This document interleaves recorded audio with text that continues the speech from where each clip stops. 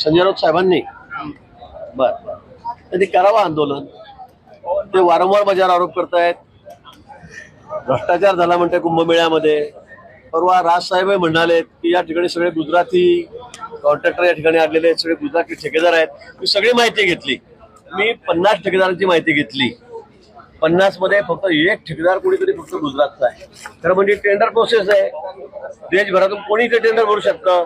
पण या ठिकाणी फक्त एकच ठेकेदार गुजरातचे आणि ते छोटंसं काम त्या ठिकाणी घेतलेलं आहे माझ्या माहितीप्रमाणे. आणि म्हणून मला असं वाटतं असे निराधार आरोप करायचे, भ्रष्टाचाराचे आरोप करायचे. आपल्यालाही कल्पना आहे 30-30, 35% बिलो काम या ठिकाणी गेलेले आहेत. महापालिकेमध्ये सगळे टेंडर आपण बघितलं तर 20%, 22%, 25%, फायबर केबलचं काम 42% बिलो गेलेलं आहे. अतिशय ट्रान्सपरन्सी या सगळ्या कामांमध्ये, पूर्ण स्पर्धा या कामामध्ये या ठिकाणी होते.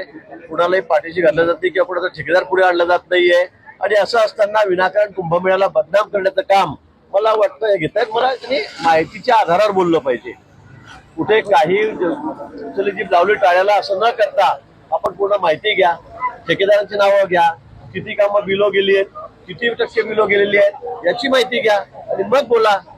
पण नाशिकच्या कुंभाला जाणीवपूर्वक बदनाम करण्याचं काम काही लोक करतायत. आणि त्यांना विनंती आहे, राजकारणाच्या ठिकाणी आपण राजकारण करू, पण असं कुंभमेळ्याला बदनाम करू नका.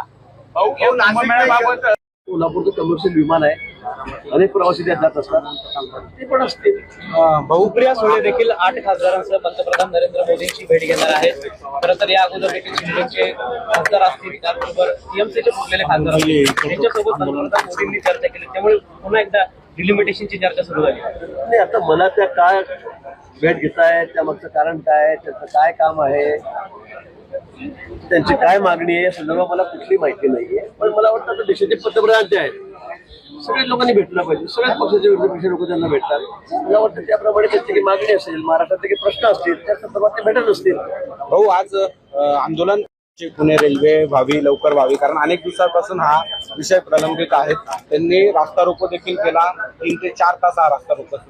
नाशिक पुणे रेल्वे मार्गाच्या बाबतीमध्ये हा मार्ग कुठल्या दिशेने न्यावा, म्हणजे कोणत्या गावावरून जावं, त्याचा मार्ग कसा असावा या संदर्भामध्ये थोडे वाद आहेत. पूर्वी जो डीपीआर तयार झालेला होता तो थोडा बदलायचा प्रयत्न झालेला आहे, त्याच्यामध्ये तांत्रिक अडचणी आलेल्या आहेत. आणि म्हणून हा मार्ग इकडून असावा का तिकडून असावा, कसा जावा या संदर्भामध्ये तिथे स्थानिक लोक आहेत, नागरिक आहेत, लोकप्रतिनिधी आहेत, त्यांची मागणी आहे. आणि म्हणून माननीय मुख्यमंत्री महोदयांनी 7 दिवसामध्ये सगळे याची चौकशी करून त्याचा तांत्रिक अहवाल मागितलेला आहे. या लोकांचं असं म्हणणं की तो 7 दिवसातच झाला पाहिजे, त्याला मुदतवाढ देऊ नका. आणि या संदर्भामध्ये ज्या गावावरून हा रस्ता आहे त्या गावातल्या भागातले लोक आहेत, त्यांचं सुद्धा मत जाणून घ्या, अशी त्यांची मागणी आहे. ती मागणी आपण मान्य केलेली आहे. जे एक्सपर्ट आहेत आमचे, जे चौकशी समितीचे लोक आहेत, ते त्या ठिकाणी जाऊन त्यांचं म्हणणं काय ते जाणून घेतील. आणि 7 दिवसाच्या आत आपण सगळा हा अहवाल त्या ठिकाणी मुख्यमंत्री महोदयांकडे येईल. त्याला फार मुदतवाढ मिळणार नाही, फारच अडचण असेल, काही गोष्ट वेगळी 5-7-8 दिवस. पण मला असं वाटतं 7 दिवसाच्या आत सगळा हा अहवाल आम्ही या ठिकाणी चौकशी समितीचा मागू, त्याचा निर्णय होईल.